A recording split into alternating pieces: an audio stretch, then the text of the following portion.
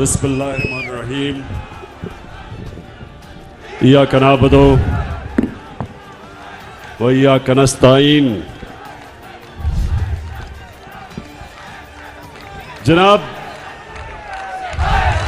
महमूद खान वज़ीर आला पख्तूनख्वा, मुराद सईद यूथ के रहनुमा, मेरे प्रोविंशियल मिनिस्टर्स, मेंबर्स पार्लियामेंट और मेरे स्वात के जुनूनी टाइगर्स, मैं आपका शानदार इस्तकबाल का शुक्रिया अदा करता हूं। सबसे पहले बल्दियाती इलेक्शन आ रहा है। मैं जो भी लोग सिर्फ आपने उनको वोट देनी है जो बल्ले के ऊपर खड़े हो, और जो हमारे तहरीक इंसाफ के नौजवान बल्ले के खिलाफ खड़े हुए हैं, मेरी आपसे दरखास्त है कि आपको बैठ जाना चाहिए, क्योंकि हमने ये इलेक्शन जीतना है। अच्छा, मैं मेरे स्वात के नौजवान और मेरे पाकिस्तानियों, आज मेरे लिए बहुत खुशी का दिन है। आज मैंने खास अल्लाह का सुबह उठ के शुक्र अदा किया। क्या वजह है स्वाद के लोगों, मैं क्यों इतना खुश हूं? क्योंकि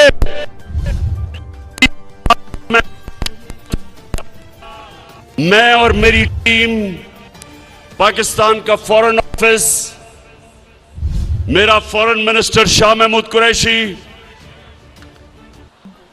हमारा यूनाइटेड नेशंस में एम्बेसडर मुनीर अकरम, 3 साल से हम कोशिश कर रहे थे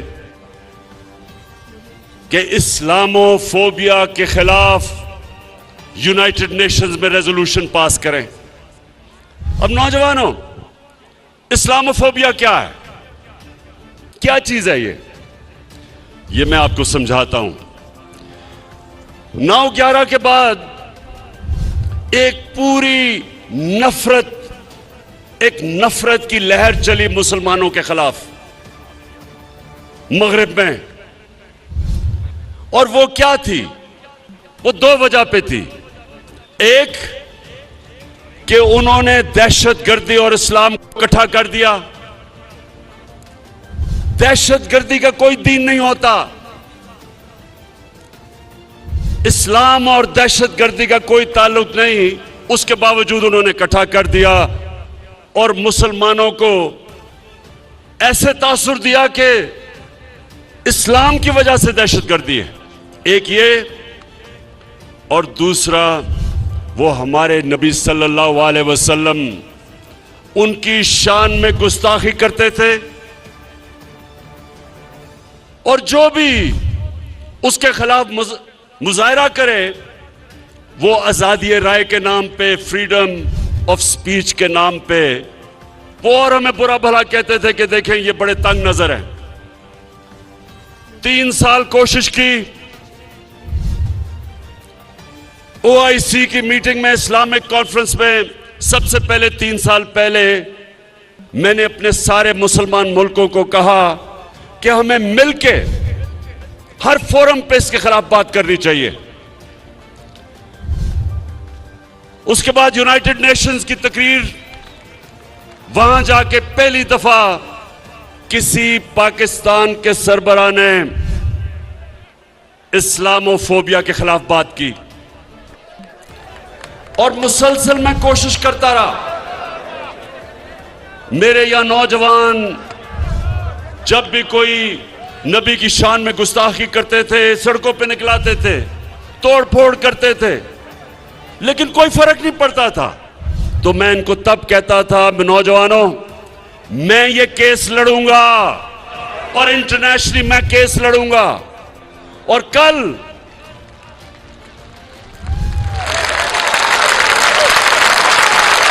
और अल्लाह का करम है, कि कल ये फैसला हुआ, यूनाइटेड नेशंस की रेजोल्यूशन हुई, 57 मुसलमान मुल्कों ने मिलकर पेश की पाकिस्तान की रेजोल्यूशन इस्लामोफोबिया के खिलाफ। सुबह से सारी मुसलमान दुनिया से मुझे मुबारकें मिल रही हैं। इस्लामोफोबिया का नुकसान सबसे ज्यादा जो मुसलमान मगरबी ममालिक में थे उनको होता था। आदमी दाढ़ी वाला निकलता था, उसको बुरा भला कहते थे। औरत, मुसलमान औरत हिजाब करती थी, उसको सड़क पे गालियां निकालते थे, कोई पूछने वाला नहीं था। और आज सबसे ज्यादा जो खुश हैं वो बैरून मुल्क पाकिस्तानी हैं, बैरून मुल्क मुसलमान हैं।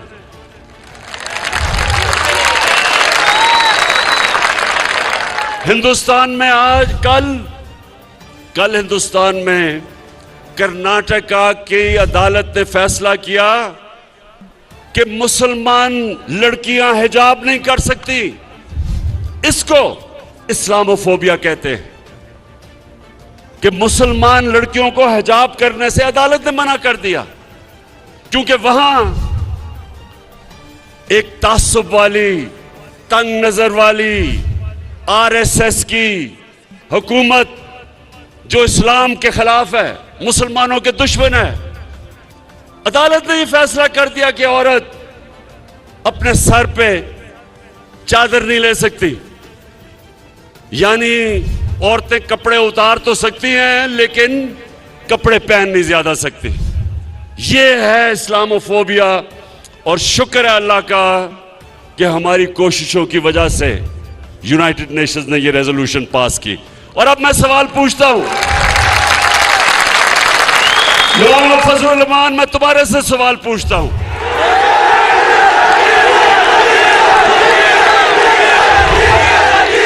गलती हो गई, सॉरी, मौलाना नहीं फजलुर रहमान, क्योंकि मौलाना आलमे दीन की मैं इज्जत करता हूं। तो मैं फजलुर रहमान से पूछता हूं कि 30 साल से हर हुकूमत में आप शामिल हुए हैं, दीन के नाम पे सियासत करते हैं। मैं आपसे पूछता हूं कि कभी आपने किसी मगरबी रहनुमा के मुंह से एक लफ्ज भी निकाला इस्लामोफोबिया के खिलाफ, बल्कि किसी से बात भी की? जब हमारे मदरसों के बच्चों को आप निकालते हैं इमरान खान के खिलाफ, तो उनको क्या कहते हैं कि ये यहूदी लॉबी है। तो शर्म आनी चाहिए कि जिसको यहूदी कहते थे उसने वो काम किया है जो आपने आज तक 30 साल में नहीं कर सके। पाकिस्तानियों, ये 1973 के बाद 1973 में पाकिस्तान की असेंबली ने फैसला किया था कि जो लोग हमारे नबी सल्लल्लाहु अलैहि वसल्लम को आखिरी पैगंबर नहीं मानते वो मुसलमान नहीं हैं। ये 1973 की असेंबली ने फैसला किया था। उन्होंने कहा था कि कायदियानी जो हमारे नबी सल्लल्लाहु अलैहि वसल्लम को आखिरी नबी नहीं मानते वो मुसलमान नहीं है, वो अक़लियत है। ये उसके बाद ये सबसे बड़ा काम हुआ है मुसलमान दुनिया के लिए कि आज यूनाइटेड नेशंस ने तस्लीम किया है कि इस्लामोफोबिया के खिलाफ दुनिया को आवाज बुलंद करनी चाहिए। और 15 मार्च हर साल इस्लामोफोबिया का दिन बना दिया गया है। और सवाल के लोगों, मैं पूछता हूं, इन पिछले 35 साल में जो 3 दफा वजीर आजम बने, मैं इनसे पूछता हूं कि कभी आपने यूनाइटेड नेशंस में इसके खिलाफ बात की? कभी आपने ओआईसी में बात की इस्लामोफोबिया के ऊपर? और खास तौर पे नवाज शरीफ, जब आप पर्चियां पकड़ के अमेरिकी सदर के सामने बैठे हुए थे तो एक पर्ची इस्लामोफोबिया की भी पकड़ लेनी थी, एक कश्मीर की भी पर्ची पकड़ लेनी थी।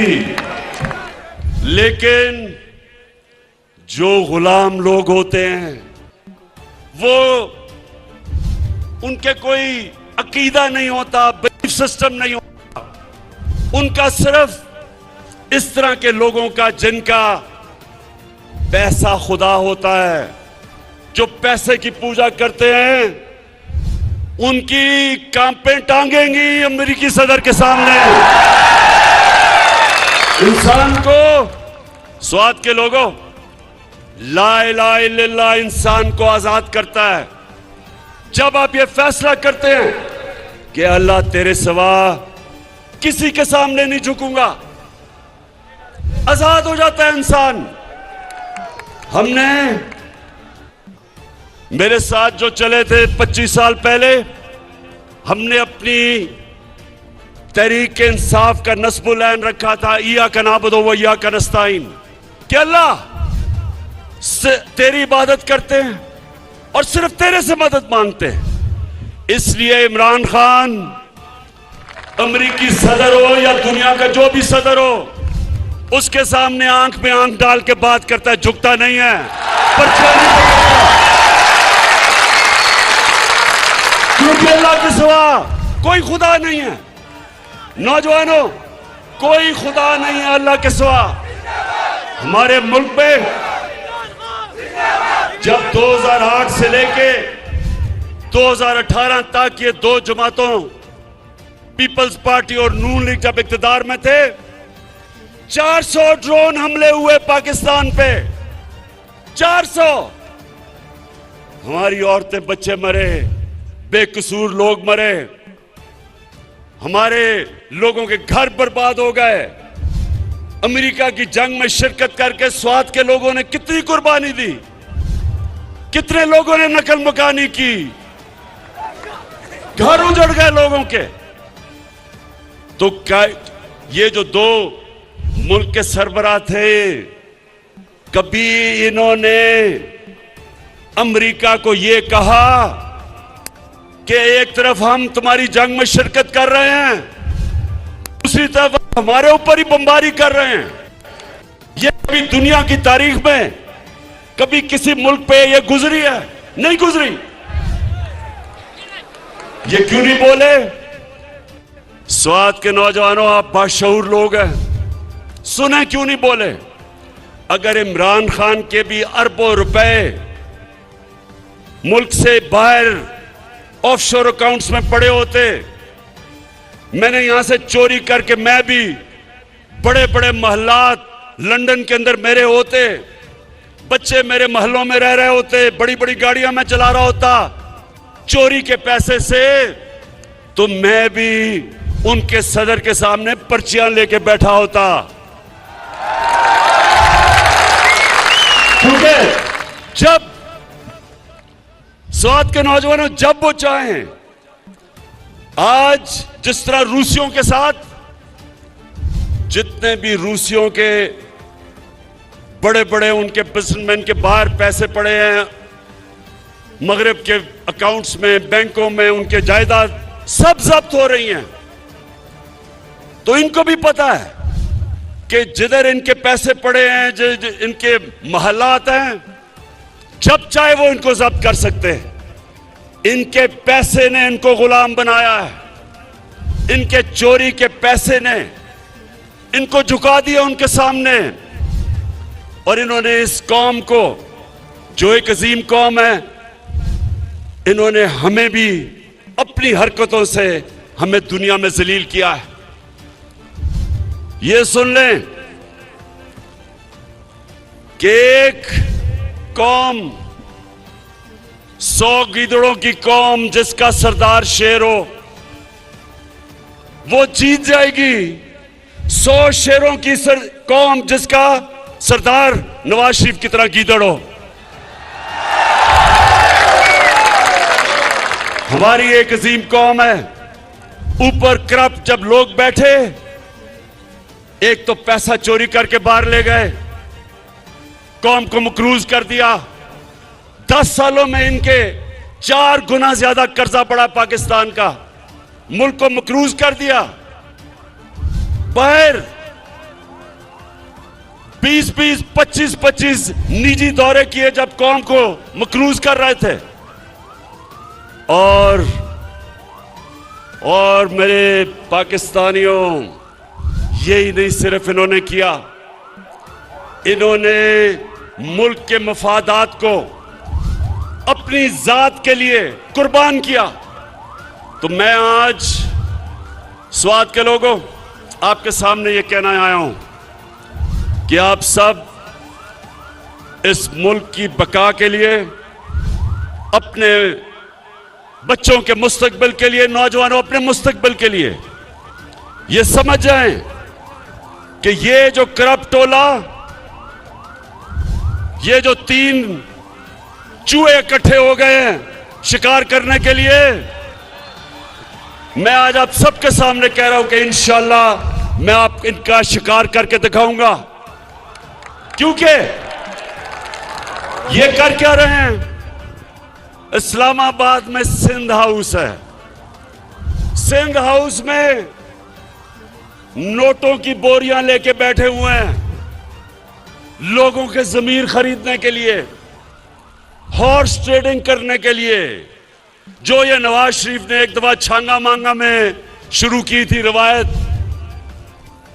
के एमपीज, मेंबर ऑफ पार्लियामेंट के जमीर खरीदने के लिए।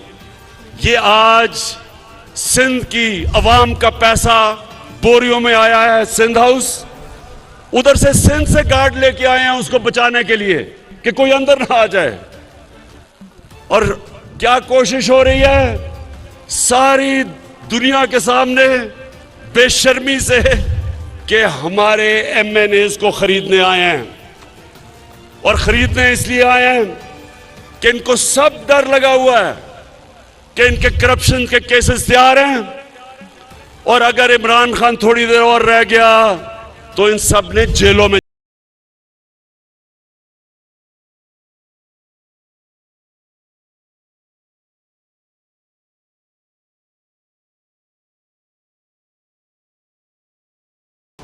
और इन्होंने फैसला किया सबने कि अगर ये कामयाब हो जाते हैं तो सबसे पहला काम इनका क्या होगा? नैब को खत्म करना, अपने करप्शन के केस खत्म करना। शर्म भी नहीं आती, खुल के कह रहे हैं कि हम आते साथ ही नैब खत्म करेंगे। तो इंशाअल्लाह ये जो आने वाले दिन हैं, ये पाकिस्तान की तारीख के फैसला कुन दिन है। इसमें फैसला होगा कि कैसा पाकिस्तान बनेगा। इसमें सब चोर एक तरफ हो गए और इन सब ने मुझे मौका दिया है, जिस तरह मैंने कहा कि इंशाअल्लाह एक गेंद से 3 विकेटें गिरेंगी। ये वो लोग हैं नौजवानों, ये वो लोग हैं आज जो ये खौफजदा हैं, जिस चीज से खौफजदा हैं वो ये कि मुल्क तरक्की कर रहा है। आज मैं चैलेंज करता हूं सबको कि मुआवजा कर लें कि इनके दौर में हालात क्या थे और हमारे 3.5 साल में क्या है। हर चीज में हम इनसे आगे हैं। मुश्किल हालात में पाकिस्तान बना। पहले दिवालिया निकाला हुआ था इन चोरों ने, उसके बाद कोरोना आ गया। पाकिस्तान वो मुल्क था जिसने अपनी कौम को, हमने जो फैसले किए, अपनी कौम को कोरोना से भी बचाया और अपनी माइशत भी बचाई। दुनिया ये मानती है, दुनिया किस तरफ जा रही थी, हमने दुनिया के मुखालिफ फैसले किए और आज दुनिया कहती है कि जो पाकिस्तान ने अपने लोगों को कोरोना से बचाने के लिए फैसले किए थे वो सबसे बेहतरीन थे। और हमें मानती है दुनिया। हमने उस दौर में एक्सपोर्ट्स पाकिस्तान की तारीख की रिकॉर्ड की, सबसे ज्यादा टैक्स पाकिस्तान का इकट्ठा किया। उस टैक्स से 10-10 रुपए हमने पेट्रोल और डीजल कम किया, 5 रुपए यूनिट बिजली कम की।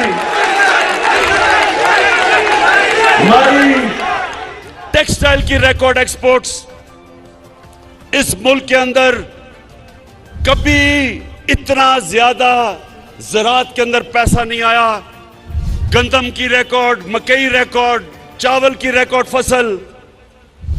वो मुल्क जिसके जो ज़राअत का मुल्क था, पहली दफा किसानों को इस तरह का पैसा मिला। आईटी, जो नौजवानों का जो मुस्तकबिल है, रिकॉर्ड आईटी की एक्सपोर्ट्स की। मैं चैलेंज करता हूं, हर चीज में हम इनसे आगे हैं। हम वो हैं जिन्होंने पहली दफा अपने बच्चों का मुस्तकबिल सोचते हुए मौसम की तब्दीली को बचाने के लिए पहले 1 अरब दरख्त पख्तूनख्वा में उगाए, अब 10 अरब दरख्त सारे पाकिस्तान में उगाने जा रहे हैं अपने बच्चों का मुस्तकबिल बचाने के लिए। हमने 10 डैम्स शुरू किए हैं पाकिस्तान में। 50 साल के बाद बड़ी डैम्स बन रही हैं। मुमन डैम 2025 में, जो सारे पेशावर के इलाके को इनकलाब आ जाएगा, वहां ज़राअत में भी पेशावर के लोगों को पानी भी मिलेगा। उसके बाद दासू डैम, उसके बाद बादशाह डैम 2028 तक बनेगी।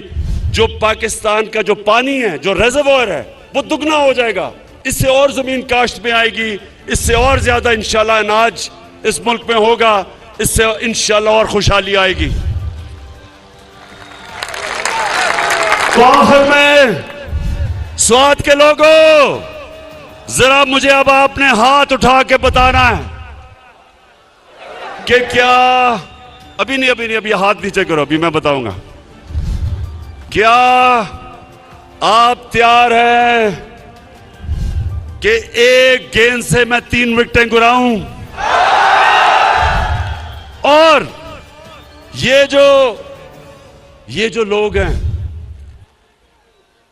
नवाज शरीफ बाहर बैठा है। अच्छा, ये जरा सुने, कभी अपने टेलीफोन के ऊपर कभी गूगल करके देखें कि कभी हुआ है 3 दफा मुल्क का प्राइम मिनिस्टर, उसके बच्चे बाहर बैठे हैं, अरबों रुपए की प्रॉपर्टीज में बैठे हैं और कहते हैं हम पाकिस्तान के शहरी नहीं। बेटी के नाम में 4 बड़े बड़े लंदन के महंगे इलाके में घर हैं। एक अभी तक रसीद नहीं बता सके कि पैसा किधर से आया, क्योंकि चोरी का पैसा है। उसका जो मुंशी इसहाक डार, वो भी बाहर बैठा है, उसके बेटे भी बाहर, अरबोपति सारे। इधर हमारा जो 3 के साथ जो शक्ल नजर आती है सूट पहन के, वो सूट इसलिए पहनता है कि जब वो यूरोपियन को मिलता है या अमेरिकी एम्बेसी से लोगों को मिलता है तो बताता है कि सर मैं भी आप ही तरह हूं, देखिए मैंने सूट पहना हुआ, मैं अंग्रेजी बोलता हूं। तो शोबाज के आपको पता है मकसूद चपड़ासी कौन है? कौन है मकसूद चपड़ासी? मकसूद चपड़ासी वो है जो शहबाज शरीफ की चपड़ासी बना हुआ था।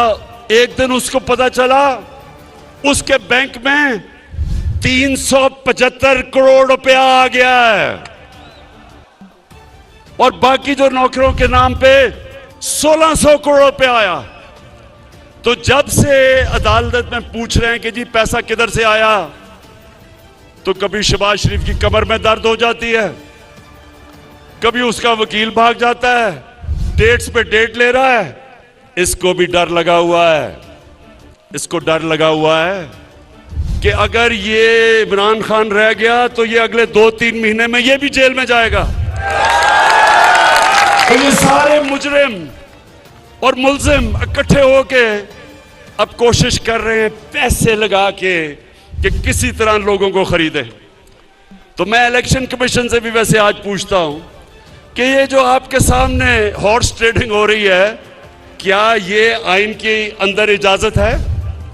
क्या दुनिया की कोई जमहूरियत इसकी इजाजत देती है? क्या कभी बरतानिया में कभी आपने सुना है जिधर से हमने जमहूरियत लेके आए हैं, कभी सुना है कि बरतानिया में इस तरह की हरकत हो?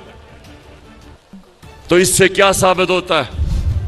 और मैं आखिर में अपनी तकरीर खत्म करते हुए कुरान की वो आयत आपके सामने रखता हूं, जिसमें अल्लाह मुसलमानों को हुक्म करता है अमर बिल मारूफ व नही अनिल मुनकर कि तुम, और पूरी आयत है कि तुम सबसे अजीम कौम मैंने पैदा किया दुनिया की इमामत के लिए, क्योंकि तुम अच्छाई के साथ खड़े होते हो और बुराई के खिलाफ खड़े होते हो, अच्छाई के लिए जिहाद करते हो और बुराई के खिलाफ जिहाद करते हो। जो लोग ये तमाशा देखते हैं कि चोरी के पैसे से सियासतदानों को खरीदा जा रहा है, 20-20 करोड़ आपने उनके जमीर की कीमत लगा दी है, तो कौम के ऊपर लाजम हो जाता है कि कौम इसके खिलाफ खड़ी हो। लिहाजा 27 तारीख को जो मैंने इस्लामाबाद में इंसानों के समुंदर को दावत दी है, उसको इस कुरान की आयत के ऊपर दावत दी है, अमर बिल मारूफ। मैं चाहता हूं मेरी कौम निकले और इस्लामाबाद में पहुंच के बताए दुनिया को कि हम सच के साथ खड़े हैं, हम अच्छाई के साथ खड़े हैं, हम इन चोरों के खिलाफ खड़े हैं।